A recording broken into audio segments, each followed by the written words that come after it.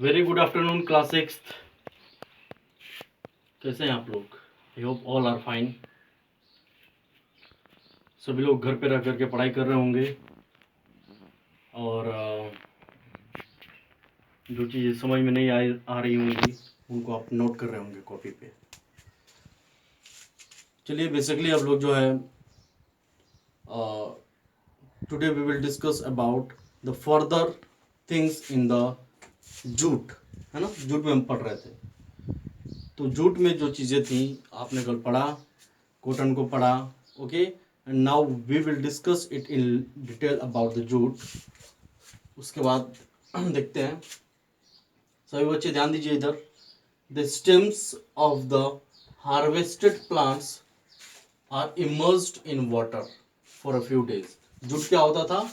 जो जूट को क्या किया जाता है, जो स्टेम्स होते हैं, जो हार्वेस्टेड प्लांट होते हैं जूट के, और वो फ्लावरिंग, जैसे ही फ्लावरिंग स्टेज में होता था उसको क्या कर लिया जाता था, और उसको वहां से निकाल लिया जाता था। एंड उसके बाद ये कह रहा है कि जो स्टेम्स होते थे उसके जूट के, वो क्या किए जाते थे, हार्वेस्टेड, ठीक है। एंड जो हार्वेस्टेड प्लांट्स होते थे उसको वाटर में कुछ दिनों के लिए रखा जाता था, है ना। जैसे बड़ा सा नाद वगैरह हुआ, यू नो, उसमें मतलब एक टॉप टैप होता है, उसमें उसको रख लिया जाता है। एक कंटेनर होता है जिसमें जूट को कुछ दिनों तक उसमें पानी में रखा जाता है, ठीक है। वो are immersed in water for a few days, कुछ दिनों के लिए। उसके बाद after that what happens, the stems, root and fibers are separated by hand, okay.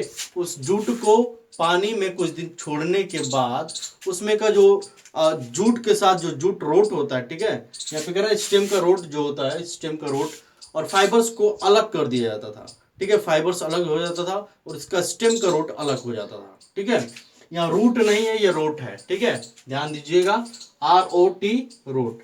Now it is saying that the stems, root and fibers are separated by hand, ठीक है। और उसके बाद उसको क्या कर लिया जाता था, अलग करके उसका यूज किया जाता था, ठीक है बच्चों। Now we will discuss about the yarn to fabric, ठीक है।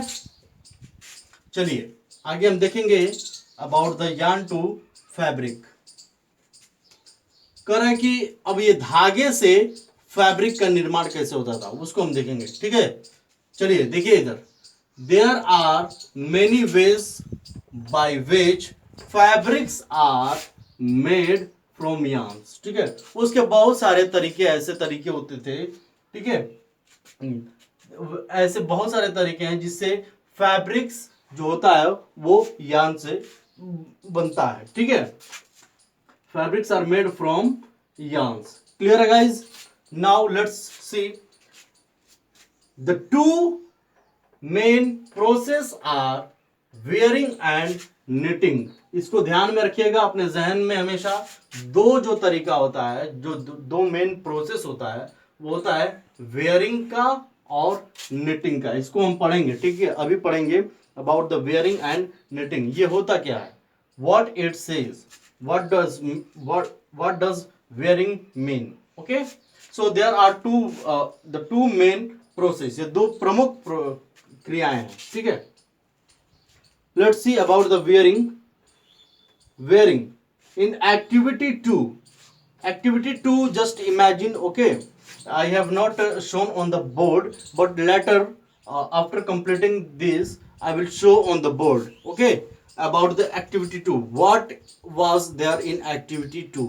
So just imagine about the in activity 2, you might have noticed that a fabric is made up of two sets, ठीक है। जो फैब्रिक जो बना होता था, आप नोटिस किए होंगे इन एक्टिविटी 2 में कि जो इसके दो सेट्स जो होते हैं, दो सेट्स से बना होता था यार्न के, ठीक है।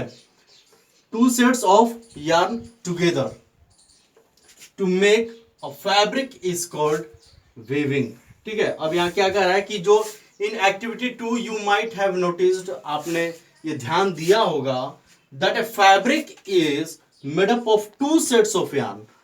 यार्न के दो सेट साथ मिलकर के ये बना होता था टू मेक अ फैब्रिक। ठीक है, एक फैब्रिक को बनाने के लिए इसी को कहा जाता है वेविंग। ठीक है, तो क्या होता है, जब दो सेट्स यार्न के एक साथ मिलकर के बनाया जाए उसको कहते हैं वेविंग। ठीक है, अब आते हैं थोड़ा सा निटिंग पे। ठीक है बच्चों, ये वेविंग समझ में आ गया होगा। ठीक है, उसके बाद ये आपको जूट का समझ में आ गया होगा कि जूट को क्या करते थे, प्लांट से जूट प्लांट को क्या करते थे, कुछ दिन के लिए पानी में रखते थे, उसके बाद इमर्स करने के बाद आप क्या करते थे, स्टेम्स, रूट और फाइबर को अलग कर देते थे। दूसरी बात यहाँ देखा कि जो यार्न से फैब्रिक बनाने में कई सारे रास्ते हैं। ठीक है, कई सारे तरीके हैं, जिनमें से प्रमुख जो है वो ये है wearing and knitting, sorry weaving and knitting. ठीक है बच्चों, अब हमने वेविंग देख लिया, दो सेट्स होते हैं यार्न के, सबको उन एक साथ मिला करके, ठीक है, जब वो क्या करते हैं, जो फैब्रिक बनता है उसको हम क्या कहते हैं, वेविंग कहते हैं। ठीक है, now knitting. Have you noticed how sweaters are knitted? बुनना होता है ना, बुनना, जो स्वेटर वगैरह बुना जाता है उसी को निटिंग कहा जाता है। ठीक है, उसको निटिंग कहा जाता है। आइए देखते हैं हम बोर्ड पे, have you noticed how sweaters are knitted? क्या आपने कभी नोटिस किया है कि स्वेटर किस तरह से बुना जाता है? In knitting a single yarn is used to make a piece of fabric। ठीक है, अ सिंगल yarn, उसमें क्या होता है, एक सिंगल yarn होता है, उसी से वो क्या किया जाता है, बुना जाता है। ठीक है ना, स्वेटर में देखता है ना, उसमें ऊन का लंबा सा वो yarn रहता है, उसमें लगा करके फिर उसके बाद उसको निट किया जाता है। तो ये वही चीज कर रहा है, अ single yarn is used to make a piece of fabric। ठीक है, फैब्रिक का, फैब्रिक मीन्स व्हाट, ये इसका यूज होता है, piece of fabric. Have you ever pulled the yarn from a torn pair of socks? क्या कह रहा है कि have you ever pulled the yarn, ठीक है, from a torn pair of socks? क्या आप जो टॉर्न पेयर ऑफ सॉक्स होते हैं, फटे पुराने जो होते हैं, फटे सॉक्स जो होते हैं, उनमें से धागा आप निकालते हैं? ठीक है, तो वही चीज यहाँ कह रहा है कि have you ever pulled the yarn from a torn pair of socks? What happens? क्या होता है? ठीक है, अ single yarn gets pulled out continuously as the fabric gets unraveled।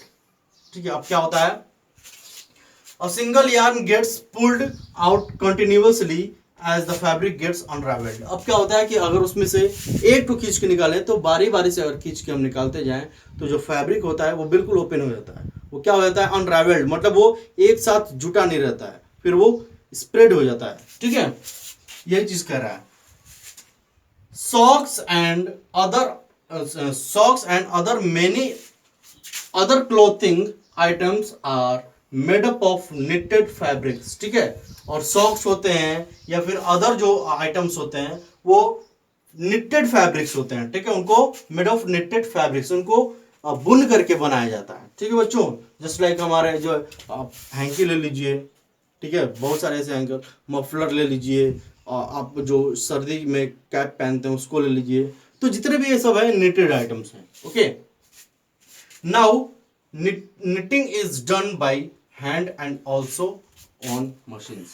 और knitting जो होता है वो हाथ के माध्यम से, हाथ द्वारा हैंडमेड होता है, या फिर अब आजकल तो जमाना है यंत्र का, मशीन्स का, तो मशीन्स के माध्यम से उसको क्या किया जाता है, बुना जाता है। ठीक है बच्चों, तो ये आपने समझा आज about the weaving and knitting. ठीक है, ये भी बुनना होता है लेकिन ये थोड़ा सा अलग होता है निटिंग से। Okay, so in this topic you have understood about the yarn to fabric, weaving and knitting। okay, तो आई होप कि आप लोगों को समझ में आया होगा। जो चीज़ें क्लियर नहीं हुई होंगी आप मुझे कमेंट करिएगा। ठीक है बच्चों, तो जो भी चीज़ें आपको कोई भी क्वेरीज हो तो कमेंट सेक्शन में कमेंट करिए। You are most welcome for your with your questions. Okay, definitely I am going to reply it। Okay, that's all for today's class. Thank you, class 6।